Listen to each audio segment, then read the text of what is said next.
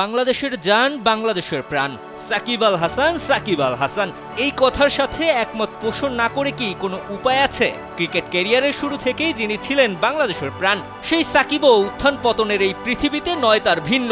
তবে অন্যদের মতো পারফরমেন্সের কারণে সমালোচিত হয়েছেন সাকিব, তার নজির খুব একটা দেখা মেলে না।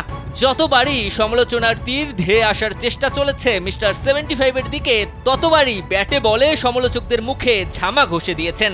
বারবারই দলের বিপদে অবতীর্ণ হয়েছেন ত্রাতার ভূমিকায়। এই তো সেদিন প্রোটিয়াদের বিপক্ষে হারের পর এই সাকিবকে নিয়ে কত শত কথাই না শোনা গিয়েছিল। ঠিক তার পরের ম্যাচেই সাকিব যা করে দেখালেন তা যেন ওই নিন্দুকদেরও চোখের শান্তি দিয়েছে। ডাচদের বিপক্ষে 23 রানে যখন 2 উইকেট হারিয়ে দিশেহারা বাংলাদেশ, তখন সেই সাকিব যেন পথ দেখালো টাইগারদের।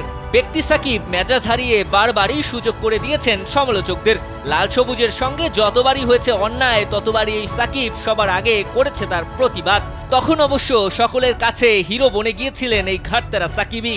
সে যাই হোক, ওই যে একটা কথা আছে, চাঁদেরও যে কলঙ্ক আছে, আর বাংলাদেশেরও যে একটা চাঁদ আছে, এটাই বা কজনের থাকে? নেদারল্যান্ডসের বিপক্ষে জয় যখন খুবই প্রয়োজন, তখন সেই সাকিবই করে দিল সকল আয়োজন। ব্যাট হাতে সাকিবের 46 বলে 64 রানের ইনিংসেই যে বাংলাদেশ পেল 159 রানের মাঝারি সংগ্রহ। লিটন শান্তরা যখন আবারও ব্যর্থ, তখন টাইগার বাহিনী ওই সাকিবেই শান্তি পেল। এই তো সেদিনই তো কত শত উপাধিতেই না ভূষিত হলো, দেয়া হলো কত শত অপবাদ, চোখের সমস্যা কিংবা দেশের সঙ্গে প্রতারণা, কত কিছুই না বলা হলো। তবে সংক্ষিপ্ত সংস্করণের সবকটি বিশ্বকাপ খেলায় সাকিব যে ভালোভাবেই জানে কখন তাকে জ্বলে উঠতে হবে। ক্রিকেটে তো একটা কথা ভালোই প্রচলিত, বড় খেলোয়াড়রা নাকি বড় মঞ্চেই জ্বলে ওঠে। 2019 তো সেই কথাই প্রমাণ করে। সাকিব যে কত বড় মাপের খেলোয়াড় সে তো নতুন করে আর প্রমাণ করার কিছুই নেই, ইতোমধ্যে তো তা প্রমাণিতই।